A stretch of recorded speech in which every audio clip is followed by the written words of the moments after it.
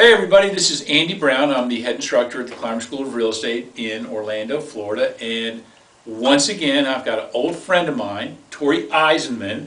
She's one of the smartest people I know in real estate.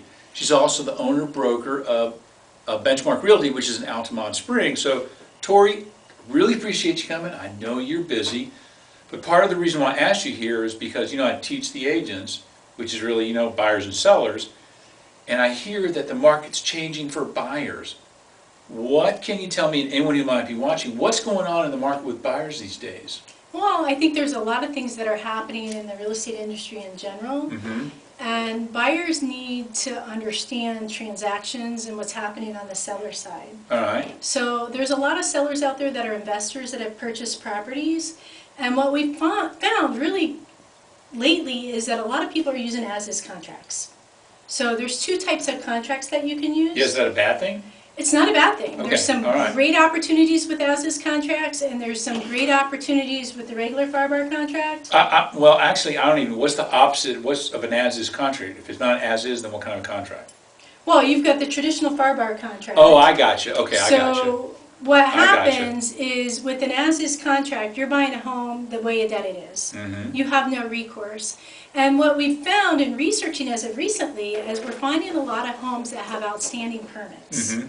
And if you don't know to run a municipal lien search, or you have a real estate agent that knows how to search that information online, because a lot of people just don't think to do it. Okay. They're used to marketing and selling homes, not doing that sort of research. That's not what they've been trained to do. And when somebody purchases a home as is, and these permits are potentially outstanding, when they go to resell it, they're liable to get those permits up to date and closed out. You're saying even if the old seller messed up on the permit, the new buyer now is responsible for the mess and the garbage? That is correct. And that's legal? Absolutely. All right. Absolutely. I can't imagine most buyers know that. I don't think they do. I really don't in our experience. And honestly, some sellers don't even know. We had a deal recently that came up. Yeah. 2 outstanding permits. One of the 2 was from a once removed seller. So the current seller hadn't even pulled that permit. It was the one before them, and they didn't know it. And it's still transferred to the new buyer? It's still transferred. Now, the new buyer hasn't closed because their agent is educated, and they realize that this was outstanding. All right. So they're working on how to work through that. Okay. All right. I had a question. The phrases and the cliches, buyer's market and seller's market, are thrown around. I don't think most people know what that means. What kind of market is it right now? That's a really good question. And by the way, it's May 2015. I believe that we're somewhat transitioning into a seller's market right now, even though our inventory is still really low. If you notice that the textile industries and most of the businesses follow the home building industry, and the builders in Orlando are building. And you'll notice in many instances, many parts of town, new construction is coming up all over the place. Okay. And their sales are doing very well.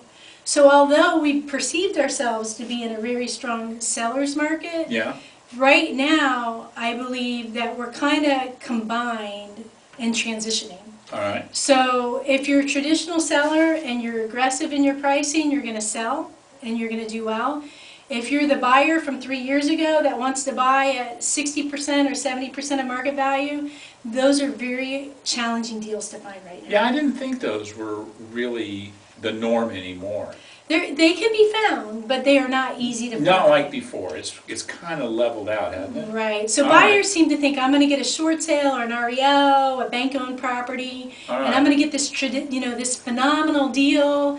And really, they should, in many instances, look at traditional sales, because sometimes it's an estate sale or a relocation, and you're missing opportunity. Because there's opportunities out there, so they shouldn't really hyper-focus and just really kind of look at the best home that suits their needs and see what the opportunities are on both the buyer and seller side. Let me ask something just to end this on a kind of a humorous note.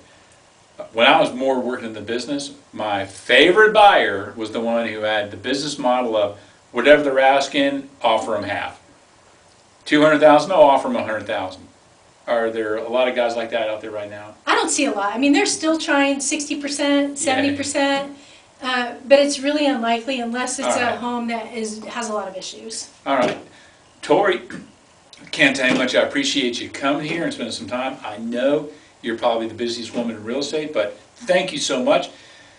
Real quick, if there's anyone out there, whether it's an agent, maybe a new agent who wants to pick your brain, or if maybe a buyer or someone who's thinking about buying wants to ask you some questions, how can they get a hold of you? Sure, we'd be happy to help. I would suggest just calling my cell phone. It's probably the easiest way to get All a hold of right, me. what's that?